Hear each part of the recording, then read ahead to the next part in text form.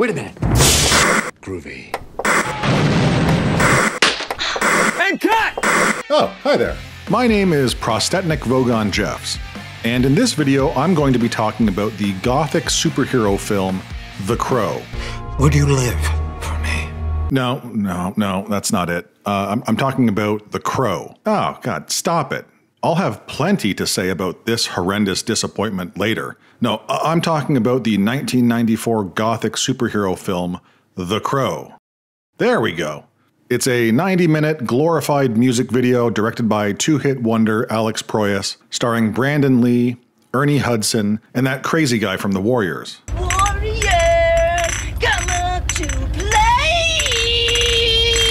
It's based on the comic book series by artist and writer James O'Barr, and it's awesome. Let's get into it.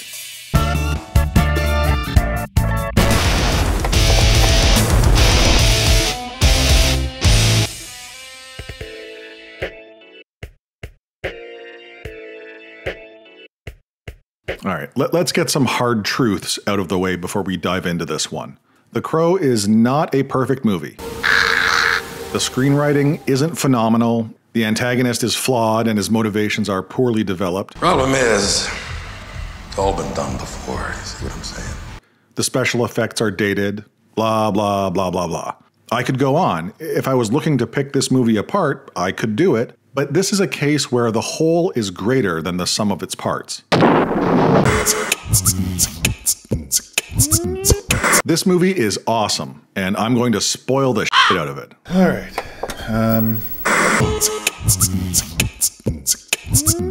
It's Devil's Night in Detroit, October 30th, and Ernie Hudson's Police Sergeant Daryl Albrecht is on scene at the home invasion of Shelley Webster and her rock musician fiancé, Eric Draven. Shelley has been R-worded and seriously injured, and will die shortly thereafter, while Eric has been stabbed, shot, and thrown from the window of their apartment. As police investigate the scene, Sergeant Albrecht has Shelley taken to the hospital, despite Detective Torres's protocols, and comforts local street rat Sarah, a friend of Shelley and Eric. 1 year after their demise, Sarah notices a crow while visiting Shelley and Eric's graves. She then skateboards down a street during a rainstorm like a complete psychopath, and meets up with Sergeant Albrecht at a local hot dog stand. Meanwhile, T-Bird, Tintin, Funboy, and Skank, the same miscreants who assaulted and killed Shelley and Eric, vandalize an abandoned building and detonate a bomb. While all of this is happening, Eric is resurrected by a magical crow and returns to his abandoned apartment. I know how it sounds, just go with it. Anyway, he returns to his apartment and is overwhelmed by the memories of his and his wife's death. After cutting himself on the broken window in his apartment, Eric realizes he has regenerative abilities. As T-Bird and his crew prepare for another Devil's Night of fiery antics, Eric prepares to avenge the murder of Shelley and himself. They're all dead. They just don't know it yet. Taking inspiration from a mask in his apartment, Eric paints his face black and white and heads to the rooftops with the Crow. He tracks down Tintin, a knife-wielding nutcase, who he interrogates and pokes with metal fun sticks. Eric's next stop is a pawn shop where Tintin had previously pawned Shelley's engagement ring. Eric torments Gideon, the shop owner, as he recovers the stolen ring. He blows up the pawn shop but spares Gideon's life, telling him to warn T-Bird and the other members of his crew that he's coming for them. Sergeant Albrecht catches Eric as he's leaving the burning pawn shop, and Eric teases him, revealing that he was the one responsible for Tintin's death. Do you know someone named T-Bird? He had a friend who shouldn't have played with knives. At a club in another part of town, T-Bird tells his boss, Top Dollar, about what happened to Tintin. One of my crew got himself perished. And Top Dollar sends his right-hand man, Grange, to find out what happened at Gideon's pawn shop. Street rat Sarah, spending as much time away from her drug-addled mother Darla as she can, is nearly hit by a car while crossing the street. She's saved by Eric, who tries to hide his identity from her. I wish the rain would stop just once. It can't rain all the time. Eric?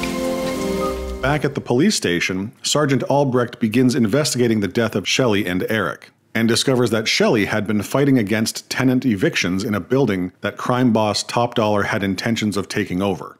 She was fighting tenant eviction in that neighborhood? He also begins to play with the idea that Eric is still alive.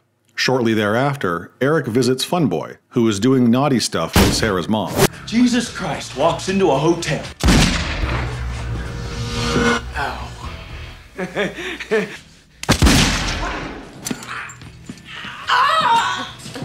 After Funboy falls unconscious, Eric extracts the drugs from Darla's system.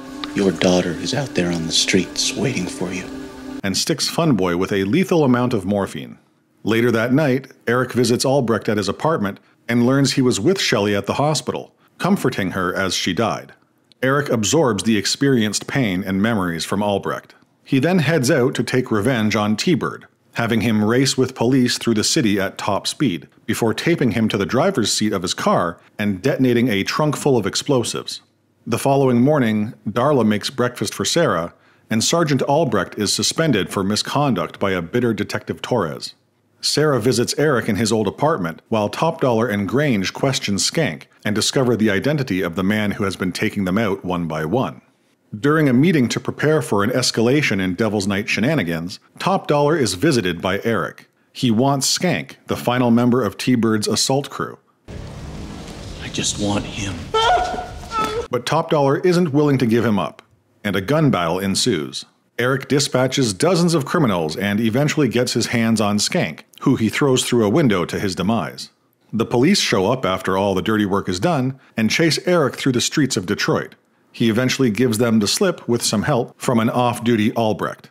Unfortunately, Top Dollar and Grange, with the help of Top Dollar's weird, witchy half-sister/lover Micah, have figured out that Eric's power comes from the Crow. After taking revenge on the 4 men responsible for his and his fiancée's deaths, Eric returns to his grave and finds Sarah. They say goodbye to each other, but soon after leaving the graveyard, Sarah is abducted by Grange and taken into the church to be used as bait. Eric is alerted to her situation and enters the church. Grange shoots the Crow, negating Eric's powers, but Albrecht shows up out of nowhere and kills Grange, and Micah has her eyes clawed out by the injured Crow. Top Dollar takes Sarah to the roof of the church, and Eric follows. They fight, and Top Dollar gains the upper hand. All seems lost until Eric touches his foe and transfers Shelley's 30 hours of pain to him. Top Dollar stumbles and falls from the roof, impaling himself on a church gargoyle. Eric quickly saves Sarah, and then meets back up with an injured Albrecht. Eric thanks him for holding on to Shelley's memory. Albrecht is then brought out of the church by paramedics and gets a final dig on Detective Torres, while Eric crawls back to his grave and is visited by Shelley's spirit, who comforts him as he leaves the land of the living. The end. So I was 14 when I saw The Crow, and I absolutely loved it. I was in my comic book collecting prime, and everything about it was just, it was great. Perfect. But I'm older now, and the flaws of the movie float to the surface like a bloated corpse in the Dead Sea. It doesn't matter! I mentioned all of this at the beginning of the video, so I won't belabor the point. The only reason I bring this up is to illustrate that, even with all of its flaws, The Crow is still a better movie than the 2024 reimagining. Holy shit, is it terrible. I had the misfortune of watching it last week. Obviously, I'll make a video about it when I get my hands on a digital copy, but for now, just know that it is miraculously awful. It's a movie devoid of soul and inferior to the original in pretty much every imaginable way. Bill Skarsgård, who I actually like as an actor and enjoyed in Boy Kills World from earlier this year, is a pale imitation of Brandon Lee's version. The relationship between Skarsgård's Eric and FKA Twigs' Shelley is annoyingly unbelievable at best. They make you fart big time. A forced romance between 2 pill poppers that lasts for nearly a third of the movie and fails to accomplish what the original did in its first 4 minutes. The antagonist is a boring, uninteresting, and underdeveloped waste of a half-decent actor. Gone are the captivating and hedonistic henchmen, replaced with generic cannon fodder for the body horror action scenes, of which there are surprisingly few. Honestly, the whole thing feels like a farce. If you were worried that this was The Crow, but for modern audiences, you were, in fact, justified in your fears. It's bad, It's really, really bad. All right, let's get back to it. While the special effects may be dated by today's standards, at the time of its release, they were perfectly acceptable. And beyond that, the visual design of the film is original and dark and emotionally evocative. The director of the film, Alex Proyas, would go on to perfect this particularly overbearing Gothic style in his follow-up, Dark City. I mean, sure, he completely abandoned it with every subsequent film, but The Crow and Dark City nailed the very fitting, claustrophobic, worn-down aesthetic. And because Proyas was fairly new to filmmaking at the time, having only directed one independent film prior to The Crow, there is a low-budget sheen to the film. I'm not saying that with any negativity. It actually gives the movie a unique look and feel, setting it apart from its contemporaries. Even today, there aren't many movies that create that same atmosphere and style. The visual design, including set design and cinematography, also go a long way in creating a consistent, believable world. While imperfections in the script could have made this fictionalized version of Detroit feel disjointed or incongruous, the visual design actually helps unify the film. It creates a setting that not only supports the fantastical elements of the story, but accentuates them. However, when it comes to character development, I have some qualms.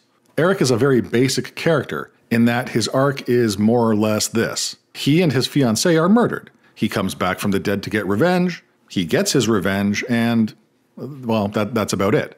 He doesn't really grow as a character. Which, given his role as a reanimated rocker out for revenge, I didn't really expect.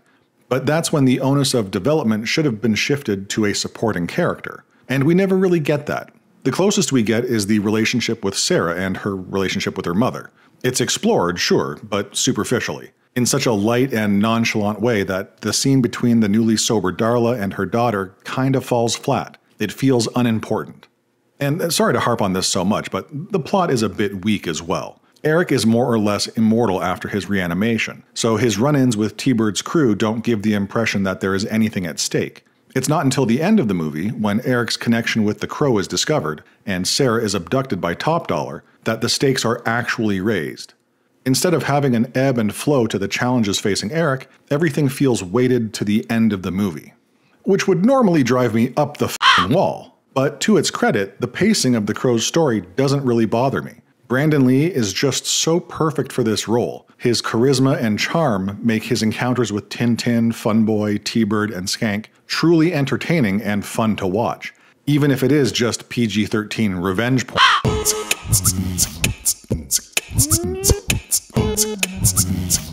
Everything moves at a decent clip.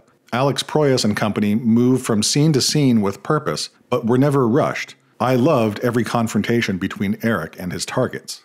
And even though I think his motivations are poorly developed and he's more or less a caricature of a crime boss villain, Michael Wincott's Top Dollar is so much fun to watch.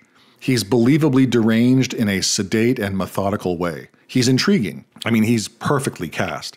I just wish the script had given him a bit more to work with. Fair enough. Maybe it's just my inner Canuck connecting with a fellow Canadian. I don't know. But I thought he was great in spite of everything.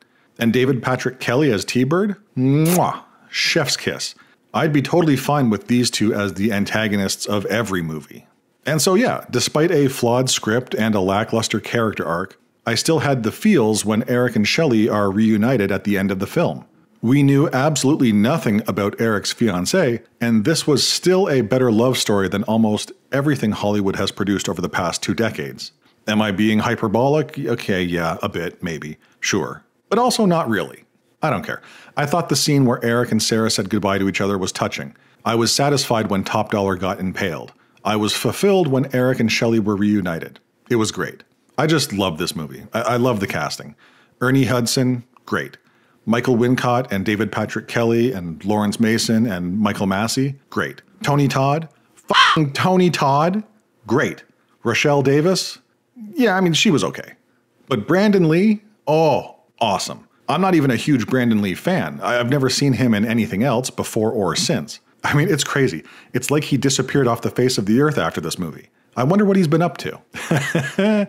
Joking. He's dead. But seriously, he was made for this role. Kudos to the casting director on this one. F***ing brilliant. And oh my god, I haven't even mentioned the soundtrack yet. It's every 90s kid's dream. Stone Temple Pilots, 9 Inch Nails, Rage Against the Machine, Pantera, the Jesus and Mary chain. Christ, even if the soundtrack consisted solely of The Cure's Burn, it would be worth mentioning. That track is intrinsically linked to The Crow in such a profound and perfect way. And listen, please understand that for anything I've criticized in this video, for anything I've found to be lacking in the original, it is a goddamn masterpiece compared to what has just been released into cinemas. I really can't stress this enough. The 2024 version of The Crow is spitting on the grave of the original. It's a f***ing travesty. So yeah, The Crow. If you haven't seen it, go check it out. Unlike the superhero movies of today, it's actually fun to watch.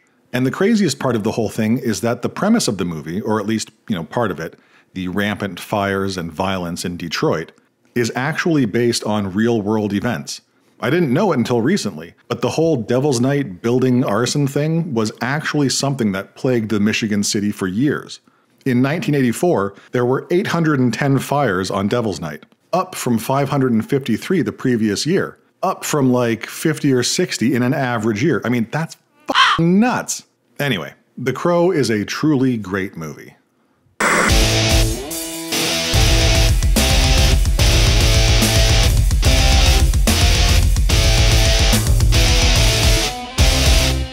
Don't forget to like and subscribe. Buildings burn, people die, but real love is forever.